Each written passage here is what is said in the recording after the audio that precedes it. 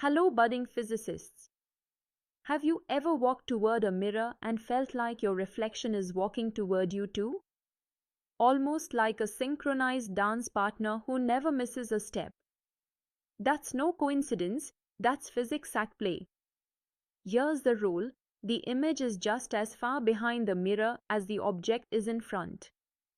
Or mathematically we write d sub I equals d sub o, where d sub I is the image distance and d sub o is the object distance. Now, if the object shifts by some distance d, the image also shifts by the same distance d. But here's the kicker: the separation between the object and the image changes by 2 times d. And if the object moves with speed v, the image seems to move with speed 2v. So next time you jog in front of a mirror, don't be surprised if your reflection beats you in the race. Let's crunch some numbers with a real example. Suppose you're standing 5 meters in front of a plane mirror. The image, of course, appears 5 meters behind the mirror.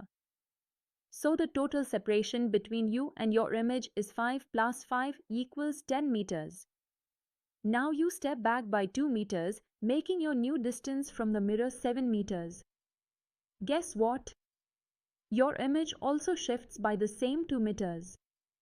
So the new separation becomes 7 plus 7 equals 14 meters. So a small step by you creates a double jump in the image's position. Just like when you move your chair back in class, suddenly it feels like you've drifted way too far from the blackboard. Asterisk. Alright, now let's zoom in on the golden rules of a plane mirror's image. First, the image is always upright, no somersaults, no upside down tricks. Second, the image is virtual, meaning it cannot be caught on a screen. Try pressing a piece of paper against the mirror. Spoiler alert, nothing shows up. Third, the image is exactly the same size as the object. In math, height of image h sub I equals height of object h sub o. And finally, the image is laterally inverted. That's why your left hand looks like your right hand in the mirror, making mirrors the ultimate pranksters in physics. Asterisk. But how do we draw this magic? Time for some ray diagram action. Pick any point, say A, on the object. Draw a ray from a that strikes the mirror normally. It bounces straight back along the same path. Now draw another ray at an angle.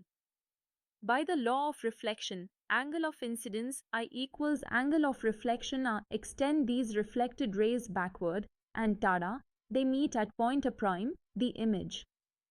Do the same for point B, and you get B prime. Connect A prime and B prime, and the full image appears behind the mirror. It's like connecting dots in a puzzle, except here the dots are rays of light, and the puzzle always solves itself with symmetry. Let's prove this like true physicists. Target: show that the perpendicular distance of an object point equals that of its image. Step 1. Consider ray AP incident normally. It retraces its path, proving symmetry.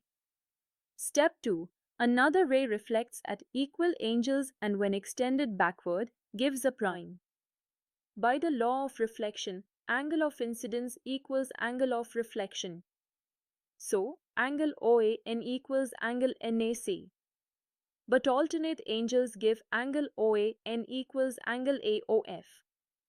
And corresponding angles give angle CAN equals angle AIF. Thus, triangles AOF and AIF are congruent. From congruence, side AP equals side A prime P. Similarly, side BQ equals side B prime Q. So every point of the object has its image twin at an equal perpendicular distance behind the mirror. No favoritism, no exceptions. This mirror is the fairest judge of distances, always balanced, always equal. So, let's tie it all together. Plane mirrors always form images that are upright, virtual, of the same size, and laterally inverted. the image is always as far behind the mirror as the object is in front.